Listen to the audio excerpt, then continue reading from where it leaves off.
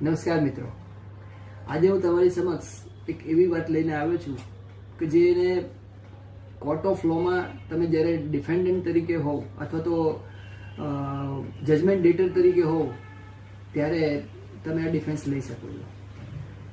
Question એવો છે કે શું કોઈ સ્ત્રીને સિવિલ જેલ થઈ શકે? That is the question. જ્યારે ડિક્રી હોલ્ડર સ્ત્રી સમક્ષ વોરંટ કાઢવાનું એપ્લિકેશન આપે છે under order 21 rule 30 of CPC અને કોર્ટ એ મંજૂર પણ કરે છે, તો શું કોઈ સ્ત્રીને સિવિલ જેલ થઈ શકે?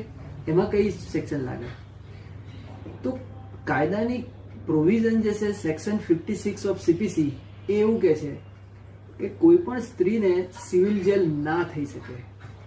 એટલે એક્ઝિક્યુશન પિટિશન વખતે જ્યારે કોઈ જ ડિફેન્સ નથી હોતો ડિક્રી હોલ્ડર પાસે અને કોઈ પ્રોપર્ટી એની જજમેન્ટ ડેટરની વેચવાની નથી હોતી, વેન નથિંગ ઇઝ લેફ્ટ, ત્યારે ડિક્રી હોલ્ડર જે છે એક આવી રીતે એપ્લિકેશન આપે છે ઓર્ડર 21 રૂલ 30 ની અને કહે છે સાહેબ અમને સિવિલ જેલમાં બેસાડો.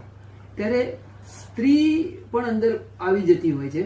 તો જવાબમાં એવું આવે કે સ્ત્રીને કદી કોઈ સિવિલ જેલમાં ના બેસાડી શકાય. Thank you very much. I hope તમને આ વિડીયો ગમ્યો હશે. ગમ્યો હોય તો તમે લાઈક કરજો, શેર કરજો. Thank you very much.